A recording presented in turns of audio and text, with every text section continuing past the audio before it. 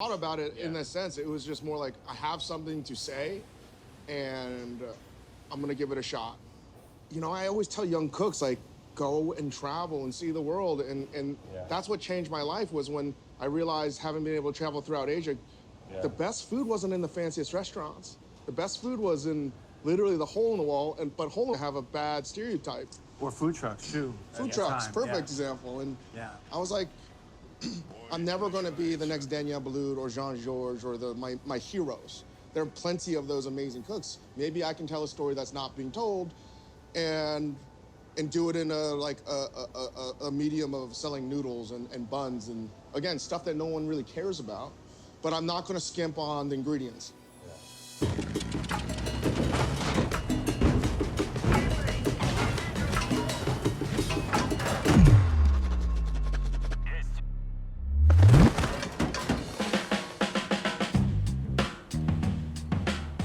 So what we're gonna do is we're gonna impart flavor. You're gonna pour this water and salt into here. So onion, garlic, ginger, the sugar, gochugaru, the salt. Put oyster sauce in it, fish sauce, mirin, rice wine vinegar, and water.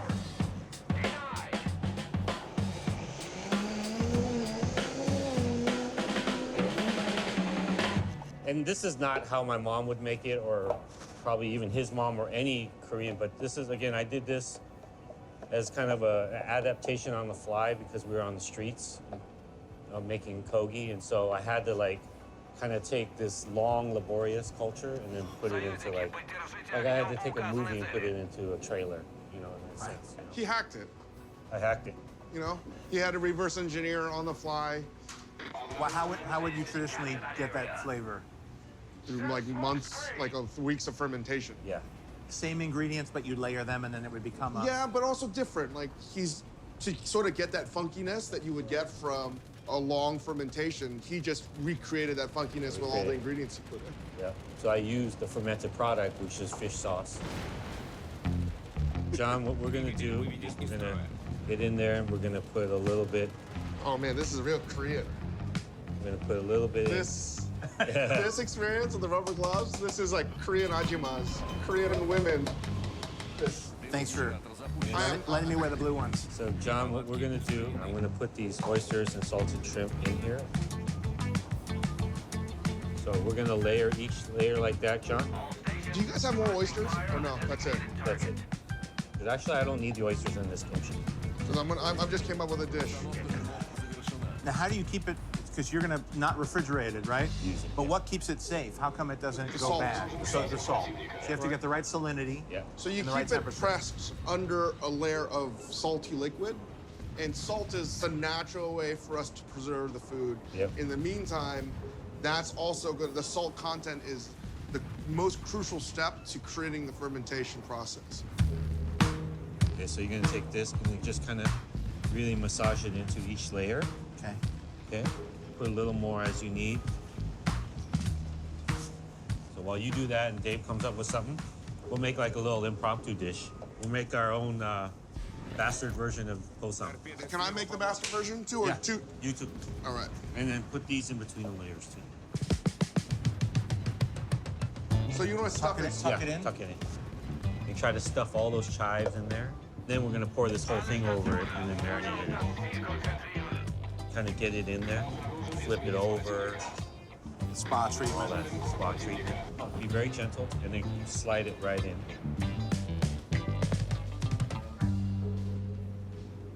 I'm gonna give this to you to take home. Oh, yeah? Yeah, and then you can let it sit in your backyard. Bury it in the yard?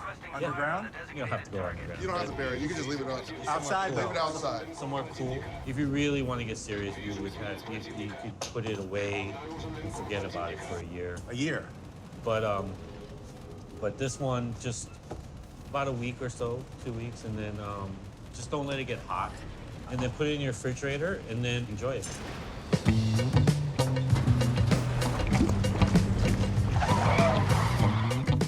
What do you got going on? I think Dave's gonna make posam. Yeah, I'm gonna do a version of bosam.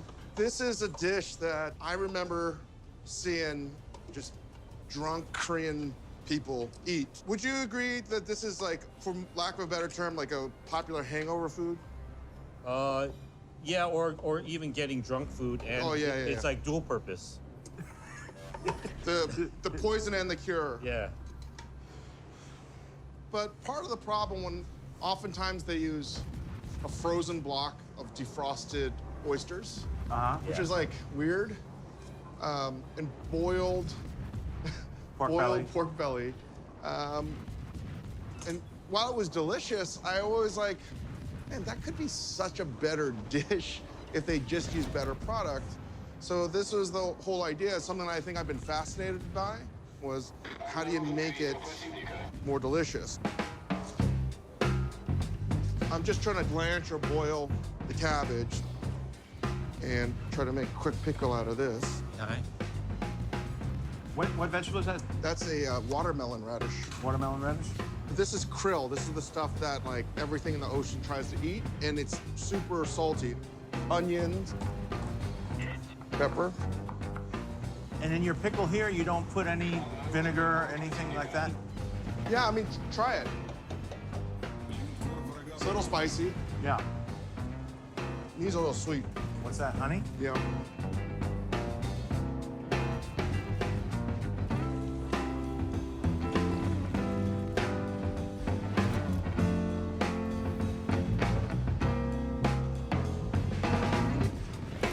Now, what's that? What's that in there? I took Cornstarch? the soda water that we were drinking. You're making a batter? Mm-hmm. What, do you mix it with flour or cornstarch? What is that? Just some flour. Beer batter oysters. Yeah, we have a whole nother meal coming up.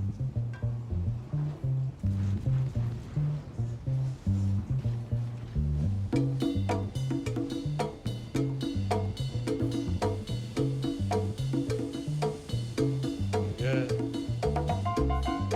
Coming together? Pretty good.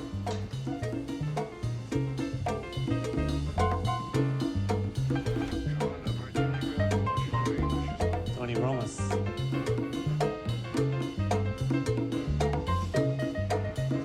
Oh, that looks great.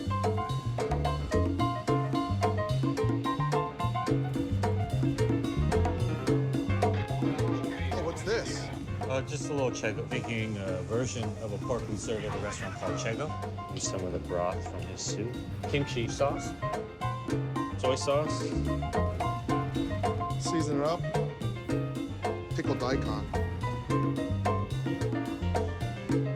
Great British Bake Off. So you have Momofuku's posam and Chego's chubby pork belly bowl. There you go, John. Just mix it up. Mix it up. There you go. Lunch.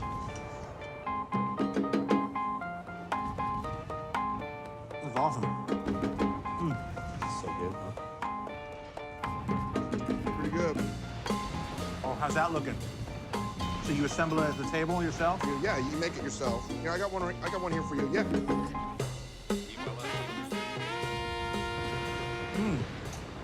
Wow. It's awesome. Oh, so good. This is just sliced pork belly, just high heat in the pan? That's it. It's like bacon. That's nice. Where'd my bowl go? Right. Oh, okay. I don't want that getting away from me. Thank you, guys. It's a lot of food today. This is great. Thank you. This is fun. We should do it again. You know, late 70s, 80s, it was considered the fleur de sel to go back to Korea, grab your kimchi and bring it back. Whenever relatives used to travel, there would be literally like 5 suitcases full. They would open their luggage in all these secret compartments and just kimchi. And we wrap like bags of kilos of heroin. So much kimchi.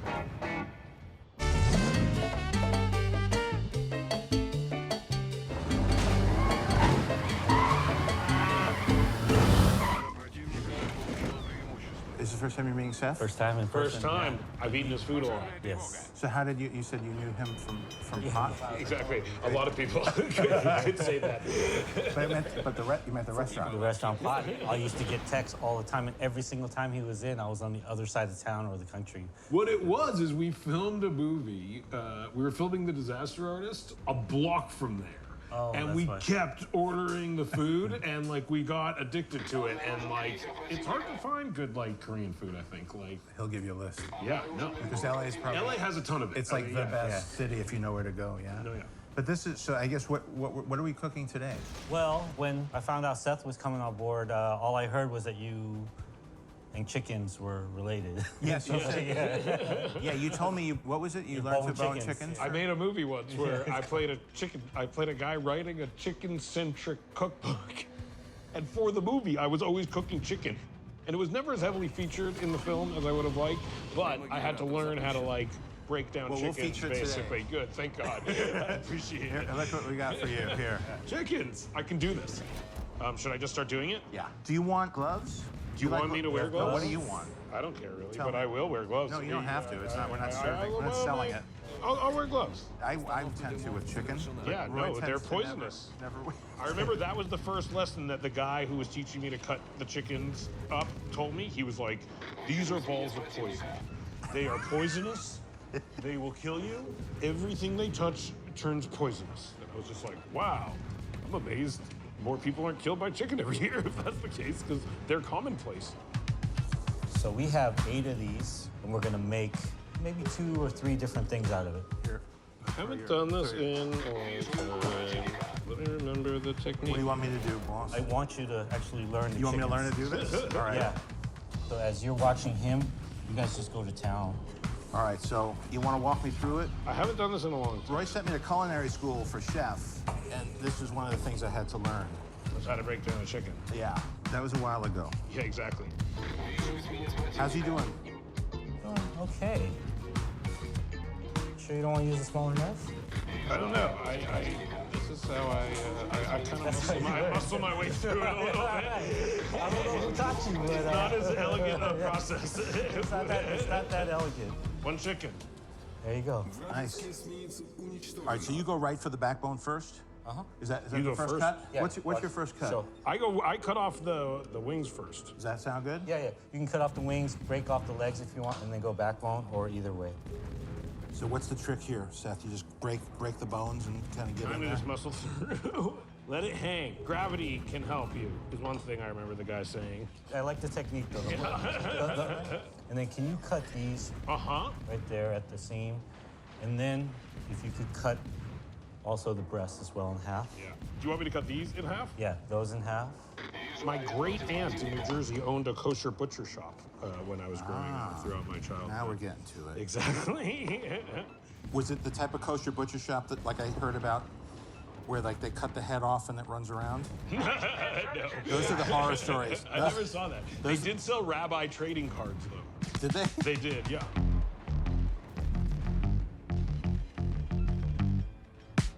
All right, Roy, here, I did it all. Just tell me, just cut here then? Yeah, Seth, can you show him how to cut that backbone off? Come on, Seth. I would put it upright. Like that, or like No, this? like the whole thing, like pointed upright. Like this? No, the other way, the other way. Like this? Yeah. Okay. And then you Use gravity. Yeah, and then go like along. Along this one? Yeah. Okay, thank you. Then down. Yeah, right. Yeah, there you go. See? Thank you, Seth. You're a good teacher. Chicken is like has a big range. When I was in Asia, there was just a lot of like boiled chicken, Yeah. which is not a fun way to eat chicken, in my opinion. What were you doing in Asia? I was doing press for the movie The Green Hornet. But it was amazing. I went to Korea and Taiwan, Japan, and Singapore. Did you guys ever do an Asian tour for the interview? No. They invited us to like release copies of it. These like rebels were floating balloons with USBs of it into North Korea. And they invited us to go for the balloon release. And we said, no, thank you. So I'm gonna get you guys cooking cutting vegetables while I make all the paste and sauces. I'm gonna make a spicy braised stew.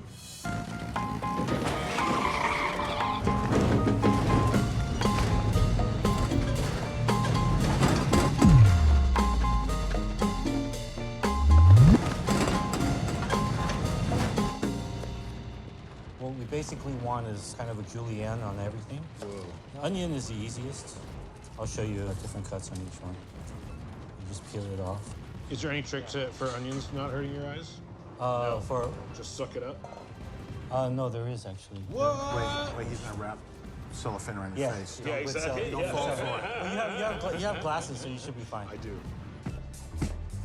With the onions, you just want like that. Okay. I like keeping the skin on here. Cut that into strips, and then these again. What are we doing with these? We're gonna put these in the braise. Green onions, just kind of all the same size. Doesn't have to be perfect. Black peppers as well. Is there a name for that gross white shit inside a pepper? They're called veins. That's most appropriate vein. And then the potatoes at the end, we're basically just gonna put these in water. And once you cut them, we'll put these into quarters. Okay. So that's all the veg stuff. So you guys start on that. So all these veggies cut up. You guys can shoot the shit while you do that. Great. So this is basically like a normal cook's life, just because you got hours and hours of this and you're just talking shit all day. That sounds great. Yeah, and I'll get the paste going. Gochujang, gochujang, oyster sauce. And these are all wash balls? No, if you can wash them, but you don't have to peel them. Just wash them. Actively wash my carrot. Yeah, thanks. Yeah, wash your carrot. You cook it anyway? Is it just because there's like particulate on it? I don't know, ask the boss. Yeah, we cook it anyways, but it's still nice to wash it. That's why. Yeah. It's just what you do. He's like a rabbi. He answers one question or another. Yeah. He says we wash it because it's nice to wash it. It's nice to wash it. Exactly. That is a very Jewish answer to that question. Cause that's what we do. Tradition. I get that. Did you go to culinary school, Roy? I did. He went to CIA. The Culinary Right. Institute of America? Yep, in upstate New York. Nice. For how long is that? 2 years. Wow. Did you live in upstate New York the whole time? Yeah, it's like Hogwarts up there. It's really, really cool. It's very mystical. Everyone's walking around in chef coats and toques. And That's awesome. Yeah. It does sound, it's like Hogwarts for chefs. yes, I really liked it. He had a racket going though. He was like officer and a gentleman. What were you doing?